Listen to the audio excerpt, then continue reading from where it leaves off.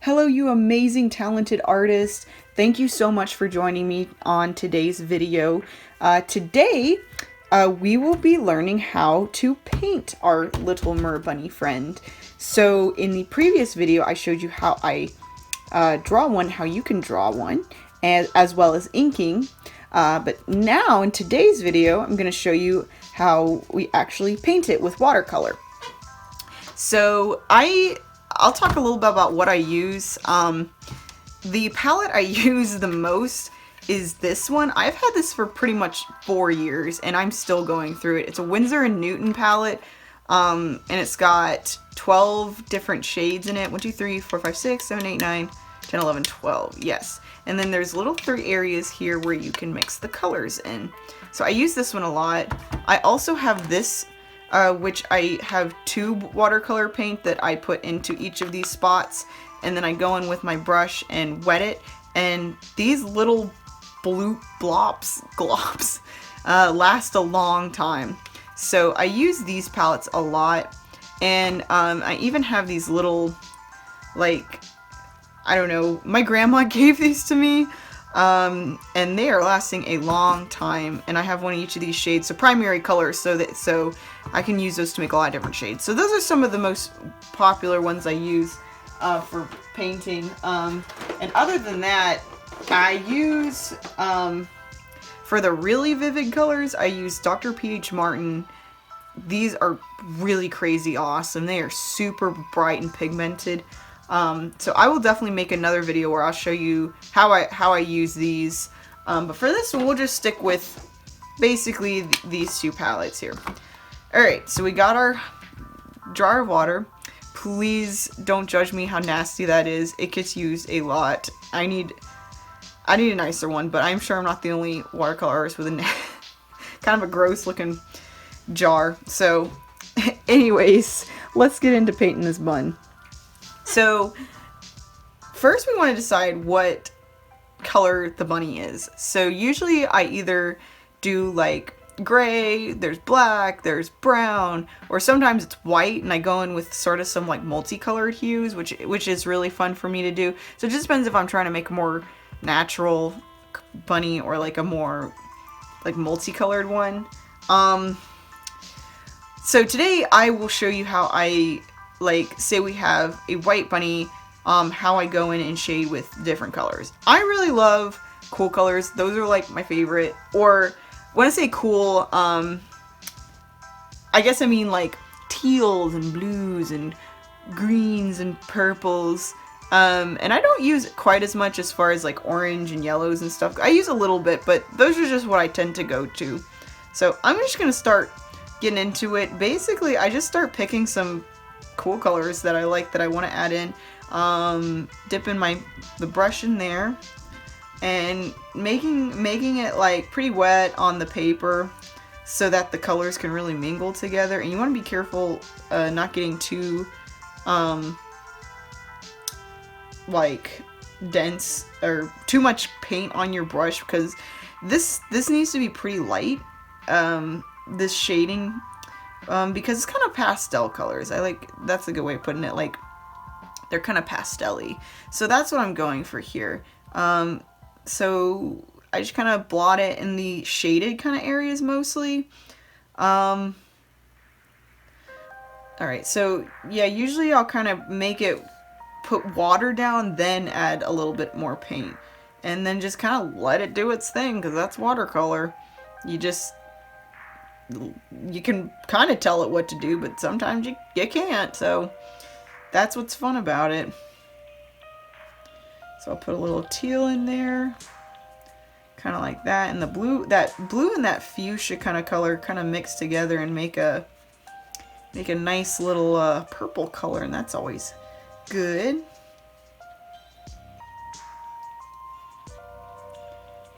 And I don't have a whole lot of rhyme or reason to it. I basically just mostly put it in the areas that would be the most, like the darker, like more shaded areas. There's some like purple. And if I feel like it's a little too dark, I dip my brush in the water and put it down so it creates kind of a gradient and lightens it up a bit more. So here I go again, putting it in like a little bit darker areas. Picking, oh, here's a warm color. Oh, look at that. Peachy. Awesome. Blue, purple. Wow, colors are cool. Fun with colors. That one is kind of a, it's yellow, but I put so much green in it, it's like basically green now. Alright, there's some more blue. That's a little dark, so I'm dipping my brush back in the water. So yeah, there's kind of what I do for that. Kind of spreading around like there. Let's get a little bit more this like kind of pink color. Ooh, that's a little dark. So we just kind of do that. So he's nice and multicolored. Oh, and of course we do the cheek pink. So I just kind of do a little bit of that. And I make the nose pink by doing like that, making it nice and light colored for sure. And let's add a little bit up top here. Cool. There we go. I want that to be more gradient looking. Yeah, I like that. Kind of smudging it out. Woohoo! Okay, so as for the tail color, I'm going to go in with my favorite color, which is purple. Purple, purple, purple like my hair. So I'm just kind of mixing those two together until I get a shade. Just depends if you want like a warmer or cooler purple. I'm going to go in for like a warmer one. There, that's better. Like a warmer shade. And then I go in and make sure I have a lot of water on my brush with the paint so that it really moves around a lot. And I go in like this. And get that purple going all around. And then I do little dots towards the top. That needs to dry a little bit more, but those will kind of be the scales. That's what those dots are that go towards the top. And then I'm going to go in with a bit more pigment on my brush and go around the edges so it's darker around the edges. Because a fish's tail or like a mermaid's tail, there's like a light that kind of reflects off one side. So I make it kind of darker with this area in the middle being lighter basically. And you can just go in maybe a little bit more blue, because why not? And then a little bit more, I don't know, magenta, fuchsia. I am not sure what to call it. And kind of dotting it around, just, there we go. Because those colors are going to kind of mix and look really cool anyways. So I will often just go in with like a single color and just kind of let it mix with the colors already there and just see what happens.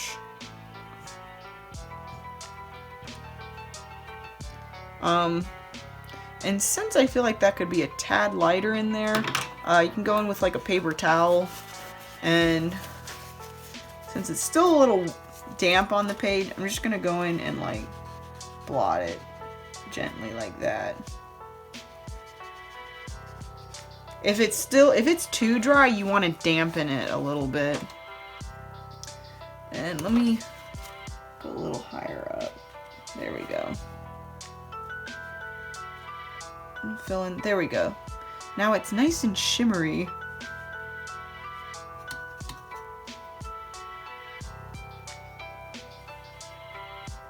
Alright, we're gonna leave that alone and let that kind of dry, and then I'm gonna go with the tail here. And I want the inside, so these two areas on the outside, I want a different color than what's on the inside. So I'm gonna do the inside first. And it is totally fine if some of that color bleeds into that. It actually looks really cool. So don't be afraid of that. Like, if something starts melding in with another area, I think it looks awesome when it does that. Personally. Let's get a little bit of orange just to make it a little warmer. The bottom here. It is totally fine if you go outside the line. I do it all the time. So yeah, just remember, I am not necessarily in the lines person. So this is actually doing a really cool effect on how well you can see that. As it's drying, it's creating these kind of jagged lines, which is really cool looking.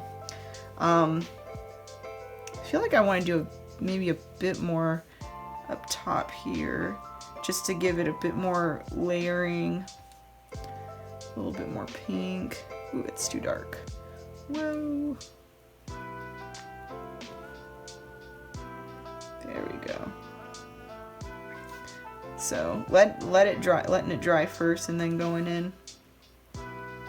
Do not use orange much, but I quite like how it looks with the pink. Dampening my brush again, so I can kind of spread that out. Using this to blot it. There we go. It's getting a little too crazy. This paper dries pretty quickly actually, so I'm gonna go ahead and go in with blue on the edges. And also another thing, usually I only use 1 or 2 brushes for each painting. I don't use very many. I really like this one because it creates like almost like a square. Instead of it coming to a tip, there's kind of like a, like if I put this down, there's like a line there rather than a dot, if that makes sense. So, well, that did not show it well at all. But basically, there's more of like a line tip to it than a dot. And I don't know, I really like that. And I feel like I can do more with that. Alright, so we're going to go in and kind of create some shading like that. Woohoo! That looks so cute. That's a cute bun. Okay, I want to add, it's pretty dark there, but I want to add a bit more. Now that that's kind of dry, so you can see there's more scales.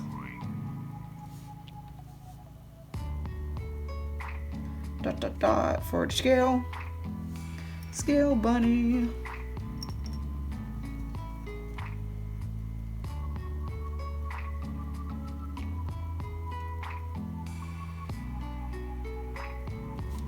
Cool. This is looking good. So yeah, as you can see, totally went out the line there. Totally did it over there. But that is okay. That is always gonna be okay. Don't worry about that.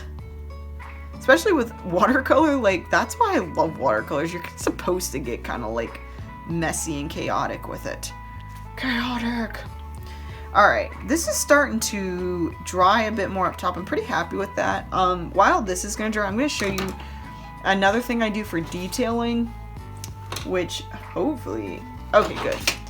So I use these two a lot. So I use the Micron pens for outlining, like the black. And then I use these two after I'm done with that, after everything is dry. This is just a white gel pen. The brand is Uniball Signo. It's really, really great. I have several of these. I really love them. You definitely want to wait till it's very dry to use that. And then I use this one, which is a silver paint marker that you have to like shake up first, like that. And I've used it a lot, and it's starting to get really hard to like pull it off. So can I do it this time? Oh, there we go. And if it's kind of starting to like get funky and not want paint to come out, you just like, you do like that, and it'll like cause the paint to come out a little better. So there's a nice random line thing there, but that's okay. We can make that work. So I'm gonna also, another thing is if you do the line art first and then go into paint, it kind of covers up the darkness of it, of the line, like it's harder to see. So sometimes I'll go back over it. That's a 5. I do not want that. And that way you can see the line work a little better. Ooh, that is not dry yet. Whoops. Not even following my own instructions. Alright, let's let that dry a little bit more. This one, I'll show you how I use this because this is okay to use. Pretty much I just use it as like a highlight. And I just do like little random dots and swirls and put it in with the fuzzies like that. Swirly, dot. Kind of do that a little with the shading. Just kind of whatever I feel. And put it like the line work like that. Kind of give it a little pop. Outline the tail. And then I definitely go in and I redo like the scales some, so like that, just it really looks pretty because glistening scales, oh, it makes sense. And I'll even just do like little dots. I love doing little dots. It's just fun. And I kind of do a little swirl there, dot some of there, and put some dots. And then I go in and I especially use this to go back in and do like over the scales, kind of like this, just to make them pop out a bit more. So maybe put some dots. I really only use this in like the darker areas. Let me just like cover up that random line. Okay, that looks pretty darn good. The only other thing I tend to do with some paintings is little bubbles, and this is all I do. I just kind of do like this, and I put some up here, and then I put some down here, like that. It's a happy mer-bun. Ta-da! I think that looks pretty good. Give you a little close-up. Mer Bunny. So obviously this is very off-center, which in this case I would go in with my paper cutter and cut that top off. But yeah, so that's how you paint a mermaid bunny. Thank you so much for joining me today. I really hope that you enjoyed this video. If you did, please give it a thumbs up and consider subscribing to my channel. Thank you so much.